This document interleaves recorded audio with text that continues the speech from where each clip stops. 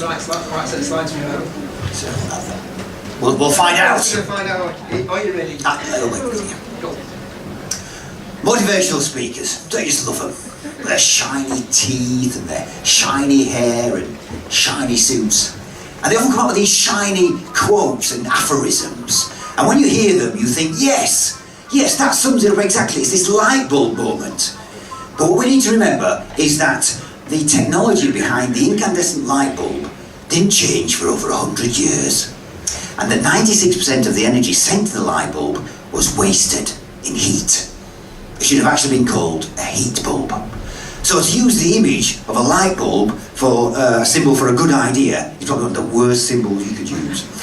And I discovered that these quotes are similar to that. For example, I heard that the Chinese use the same symbol for crisis as they use for opportunity. Now I'm an artist as well as a speaker, so I thought I will learn what this symbol is. And then when I'm giving a talk, I will quickly draw it on a flip chart and say to people, hey, what is that then? And see if anyone recognises it. So I started to research. I thought, right, let's find this symbol. And the first thing I came across, they were saying, well, are you talking Cantonese or Mandarin? I don't know. Does it make any difference? Apparently it does. Because all Chinese characters are interpreted. It's not like the English language where you got the alphabet and mixed words with definite meanings. It's all interpreted. So the more I investigated, the more I realised actually you need such a vivid imagination to see crisis and opportunity in a Chinese symbol. It doesn't exist. Another famous story is one where a guy is walking on the beach. There's thousands of starfish beached on the beach, and he's picking them up and he's throwing them into the sea. And there's another bloke on the beach, sees him and says, what are you doing? You can't make any difference. There's too many of them. And he picks a starfish up and he throws it into the sea and says, I made a difference to that one. Right? Journey of 1,000 miles. But what he's forgetting is that there are starfish still in the sea. Now their survival strategy is sound. They're obviously not beached. So the ones who are washed up are the weaker species, the weaker members of that species. So by picking them up and throwing them into the sea, he's effectively diluting the gene pool of the strongest starfish. So you need to think before you start meddling with a complex system like that. Another famous story is the boiled frog one. Everyone heard this, where, if you try and put a frog into very hot water, it'll obviously try and leap out.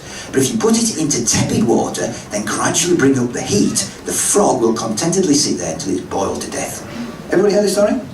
Even when I heard it, I thought, that sounds a bit dodgy to me, a bit suspicious. I'll investigate it. So I researched it, and sure enough, I did find someone who did conduct the experiment and boil the frog, but he'd lobotomized it.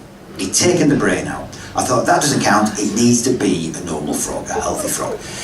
Now the problem occurred with this thing about over a period of time. What is this period of time? Because if it's too long, the frog gets bored. A saucepan isn't its natural environment, it wants to be off. If it's too short, the frog can detect, it's changing temperature, I'm out of here. So anyway, it turns out that the story is apocryphal. Never happened, it's purely symbolic. So you can forget that story if you ever hear that one. Another, this is a very popular story with creatives.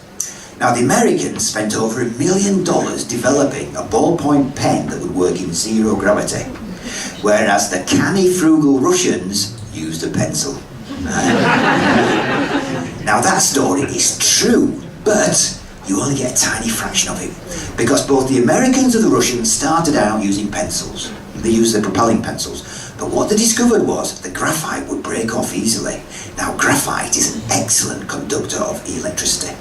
And the Americans lost several astronauts in a capsule fire.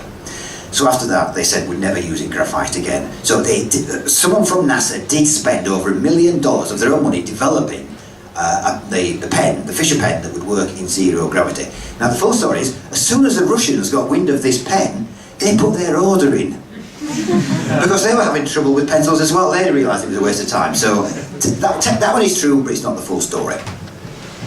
What we could do with is a Buddha-like quote to alert us to the dangers of, just taking things at face value. A quote like this one, really.